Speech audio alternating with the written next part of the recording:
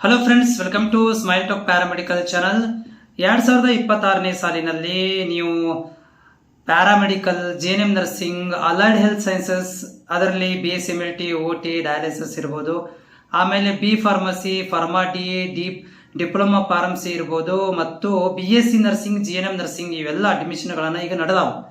ಈಗ ನಡೆದಿರ್ಬೇಕಾದ್ರೆ ನೀವು ಅಡ್ಮಿಷನ್ ಏನಾದರೂ ತಗೊಳಕ್ ಹೋಗ್ತೀನಪ್ಪ ಅಂತಂದ್ರೆ ನಿಮ್ಗೆ ಒಂದು ಈ ವಿಡಿಯೋ ಕಿವಿ ಮಾತು ಹೇಳಕ್ ಬಯಸ್ತೇನೆ ರೀ.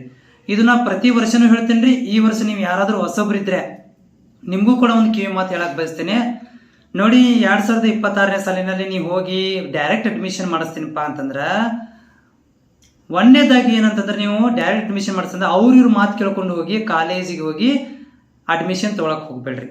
ಒಂದೇದೇನಪ್ಪ ಅಂದ್ರೆ ಕಾಲೇಜಿಗೆ ಹೋಗಿ ವಿಸಿಟ್ ಮಾಡ್ರಿ, ಅಲ್ಲಿರುವಂಥ number of staffs, teaching staff ನೋಡ್ರಿ, ಹಾಸ್ಪಿಟಲ್ ನೋಡ್ರಿ, ಆಮೇಲೆ ಅಲ್ಲಿ ಕ್ಲಾಸ್ ರೂಮ್ಗಳನ್ನು ನೋಡಿ ಒಂದೇ ಡಿಸೈಡ್ ತಗೋರಿ. ಎರಡನೇದೇನಂತಂದ್ರೆ ವೆರಿ ಇಂಪಾರ್ಟೆಂಟ್, ಮರ್ಯಾಕೆ ಹೋಗ್ಬೇಡ್ರಿ. ಎಲ್ಲ ಪ್ರೈವೇಟ್ ಕಾಲೇಜುಗಳಲ್ಲಿ ನೀವು ಒಂದ್ಸಲ ಅಡ್ಮಿಷನ್ ತಗೊಂಡ್ಬಿಟ್ರೆ, ಇಡೀ ಕರ್ನಾಟಕದ ಪ್ರೈವೇಟ್ ಕಾಲೇಜ್ ಬಗ್ಗೆ ಹೇಳ್ತಾ ಇದೀನಿ, ನೀವು ಮ್ಯಾನೇಜ್ಮೆಂಟ್ ಅಥವಾ ಡೈರೆಕ್ಟ್ ಹೋಗಿ ಅಡ್ಮಿಷನ್ ತಗೊಂಡ್ರಿಪ್ಪ ಅಂತಂದ್ರೆ ಒಂದ್ಸಲ ಅಡ್ಮಿಷನ್ ಆಯ್ತು ಅಂತಂದ್ರೆ ನಿಮ್ಮ ಎಲ್ಲ original marks cards, PUC marks card, SSLC marks card, TC, study certificate ಎಲ್ಲ ಒರಿಜಿನಲ್ ಕೋರ್ಸ್ ಮುಗಿಯೋ ತನಕ ಇಟ್ಕೊಂಡ್ಬಿಡ್ತಾರೆ. ಒಂದ್ಸಲ ಅವ್ರು ಕೋರ್ಸ್ ಮುಗಿಯೋ ತನಕ ಇಟ್ಕೊಂಡ್ಬಿಟ್ರಪ್ಪ ಅಂತಂದ್ರೆ ನೀವು ನಡಕ್ ಬಿಟ್ಟು ಹೋಗ್ತೀನಿ ರೀ. ಉದಾಹರಣೆಗೆ ನನಗೆ ಫೀಸ್ ತುಂಬಕ್ ಆಗೋದಿಲ್ರಿ, ಬಿಡ್ತೇನೆ.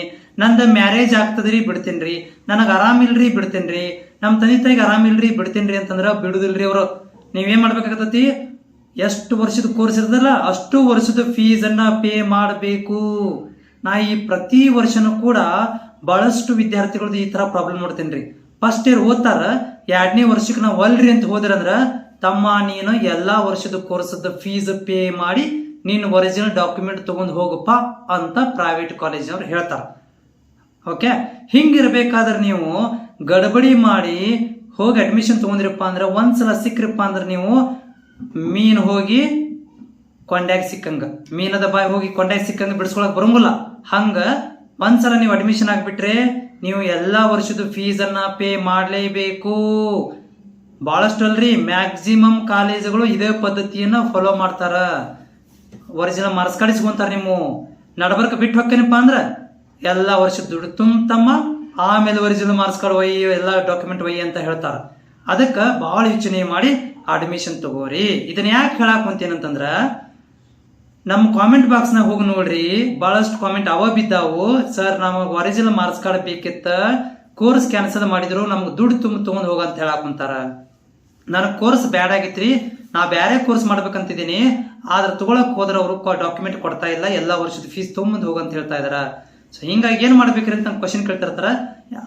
ಅಡ್ಮಿಷನ್ ಆದ್ಮೇಲೆ ಏನ್ ಮಾಡಕ್ ಬರಂಗಲ್ಲ, ಅಡ್ಮಿಷನ್ ಆಗೋಕ್ಕಿಂತ ಮೊದಲು 100 ಸಲ ಯೋಚನೆ ಮಾಡಿ ಕಾಲೇಜದಲ್ಲಿ ಕೇಳಿ ಅಡ್ಮಿಷನ್ ತಗೋರಿ.